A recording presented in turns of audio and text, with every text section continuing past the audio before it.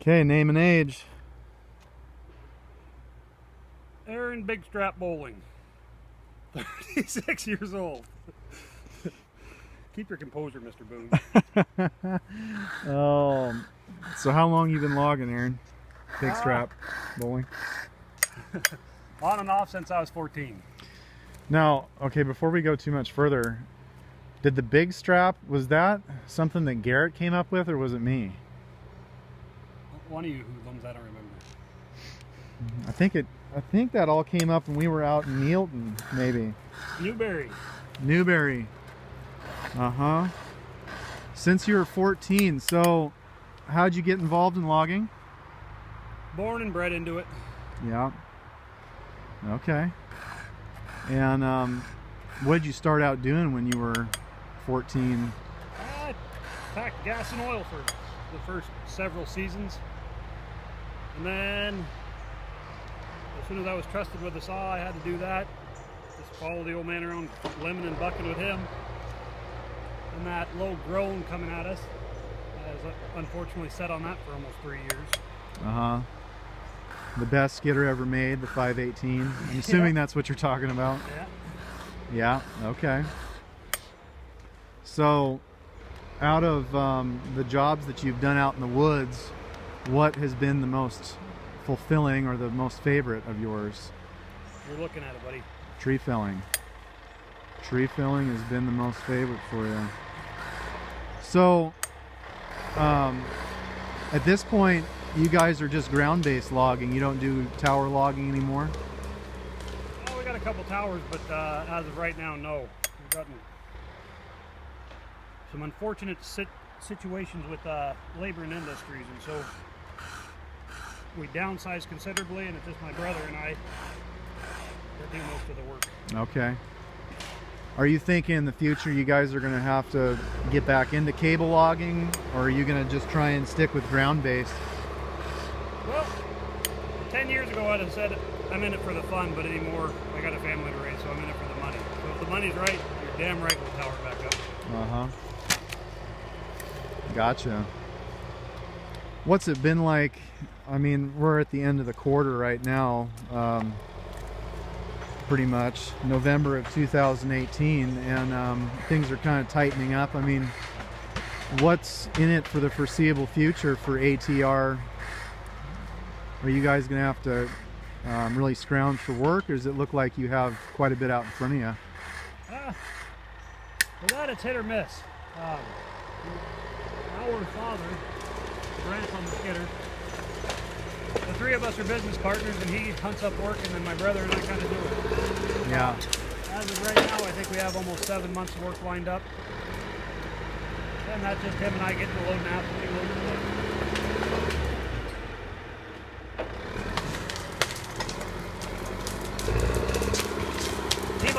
Brant must have fell this one.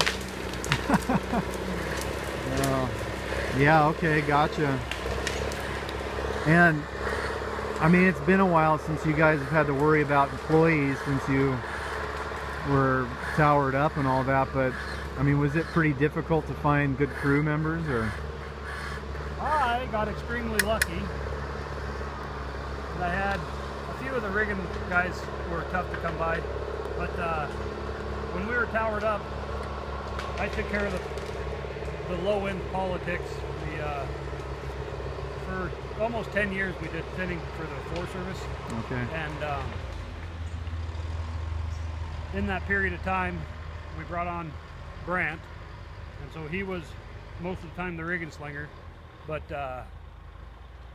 our yarder engineer, our shovel operator, just phenomenal help. And then so the only problem we had was guys out in the rigging. I'd try to hook 10 most of the time, and then we found one pretty good chokerman that he stayed with us for 2.5 years. Just, on the bigger and better things, logging wasn't for him. Yeah, gotcha. And from your perspective, what are you thinking the industry is going to look like in the next 5 years? Like, where's it heading? Well, there's always going to be people that want money, and their trees are worth money. So guys like me going, like right now we're on a 9-acre private land, and all we're doing is thinning out the cedar and a few conifers. But as long as you're versatile and you could do almost anything out in the woods, there's always going to be work. The bigger picture, what I've seen is everything's turning into farming, mechanized logging, and there's a 35-year turnaround on timber anymore, and so there's no need for guys like me or my brother to be on the ground. Yeah. Gotcha.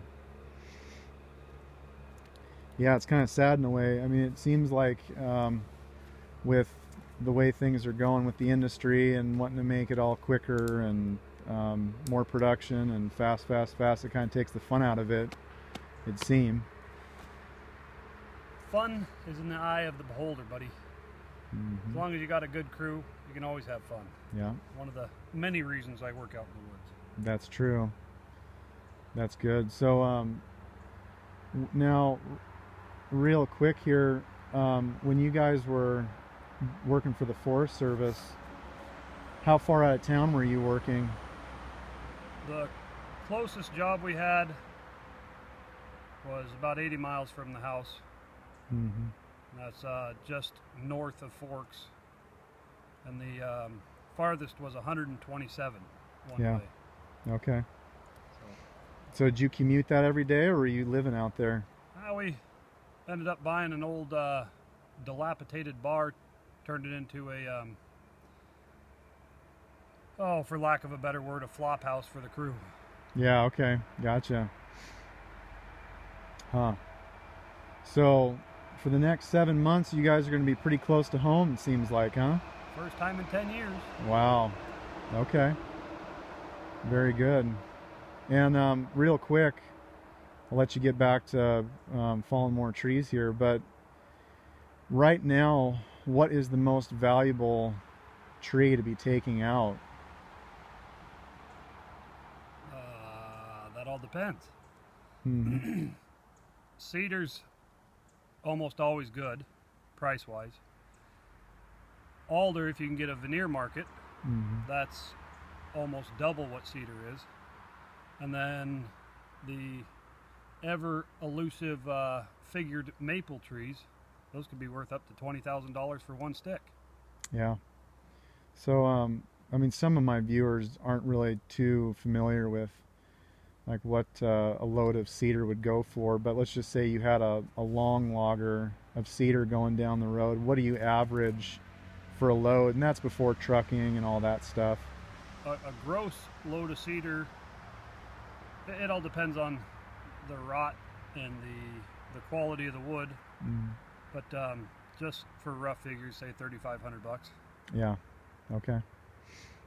Okay, that's pretty good. And something else too, I mean, I'm curious about, is logging something that you would hope for your sons to get involved with, or you'd rather they go in a different direction? I want them to do whatever makes them happy. If they're in an office and that tickles their fancy, rock and roll. If they want to be out here, then so be it. Yeah. Okay. And if you had any piece of advice you could give a young person that wants to get out and work in the woods, that help them accomplish that, what would it be? What's the first thing that comes to mind? Be accountable. Show up and be as honest as you can. Yeah. Okay. Kind of goes without saying, stay off the fucking drugs. But there you go. Okay.